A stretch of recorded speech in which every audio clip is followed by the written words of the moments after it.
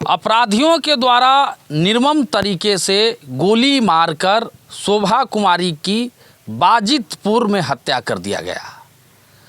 मैं शशि शर्मा, इस समय मेरी मौजूदगी अरवल जिला के सदर हॉस्पिटल के पास, जहां पर पोस्टमार्टम होता है, वहां पर हम आए हुए हैं।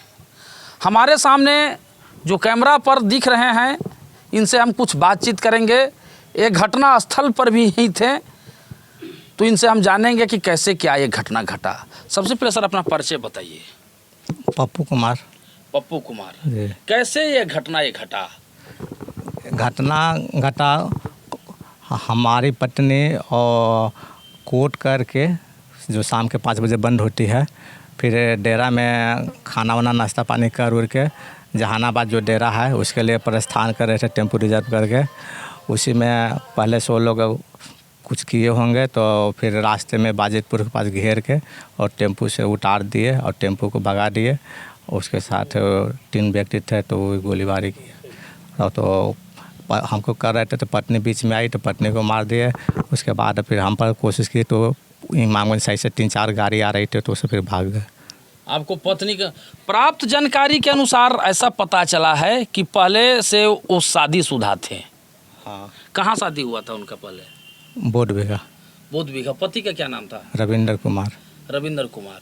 तो फिर आप कैसे पति हो गए?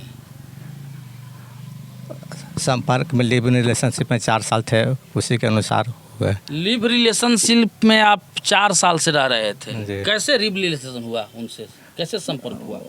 अट्रैक्शन हुआ केस मुकदमा देखने के दरमियान। अच्छा, तो आप केस मुकदमा देखते थे? जी। तो उसी दौरान आपका संपर्क हुआ, तो हाँ। आपके साथ रहने लगी। हाँ। बच्चे उच्चे भी हैं? एक बच्चा है। एक बच्चे हैं। तो आप वकील हैं? जी। हैं? जी। तो वकील साहब जी, बिना डाइवोर्स दिए हुए किसी के साथ रहना ये तो गलत है। अभी के कानून के माने तो लिव इन रिलेशनशिप में रह सकते हैं। नहीं, लिव रिलेशनशिप में तो रह सकते हैं, लेकिन आप कह रहे हैं कि एक उससे बच्चा भी जन्म लिया, जी। है ना? जी। तो एक बच्चा जब जन्म लिया, जी। तो इसको कौन सा रिलेशन कहा जाएगा? लिव रिलेशन या बच्चा रिलेशन, या कौन सा, इसको कौन भाषा का आपके कानून में इसका प्रयोग होता है? लिव इन रिलेशनशिप से जन्मा हुआ बच्चा कहलाएगा। अच्छा, लिव रिलेशन से जन्मा हुआ एक बच्चा। जी। ठीक है, तो आप लिव रिलेशन में रहे थे और उससे एक बच्चा जन्म लिया। कानून इसका इजाज़त देता है रहने का? जी। जी।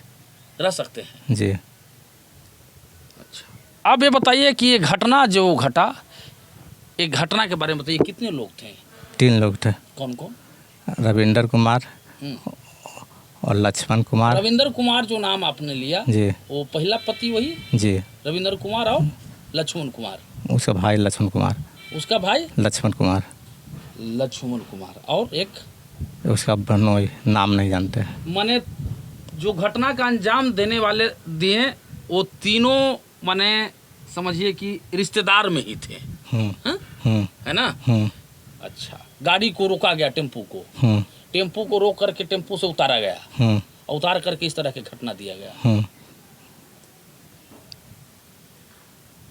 बड़ा ये दुख की विषय है। इस घटना का मुख्य कारण आप किनको जिम्मेदार देते हैं, या खुद जिम्मेदार हैं? तीनों व्यक्ति जिम्मेदार है।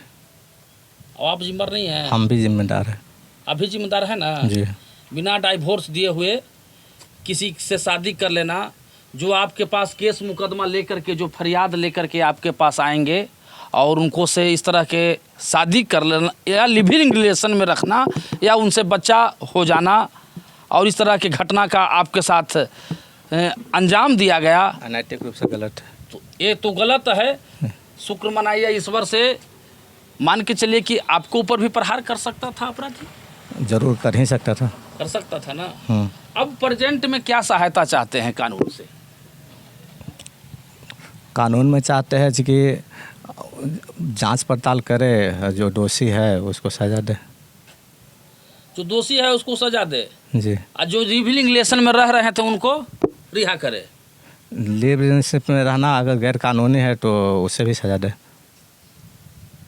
मैं अरवल जिला प्रशासन से मैं चाहूँगा कि ऐसे ऐसे अपराधी जो इस तरह के हत्या का अंजाम दे रहे हैं उनको कड़ी से कड़ी सज़ा देने की, चिन्हित करके सज़ा देने की ज़रूरत है। आप अपना राय और सुझाव कमेंट बॉक्स में ज़रूर रखें। धन्यवाद।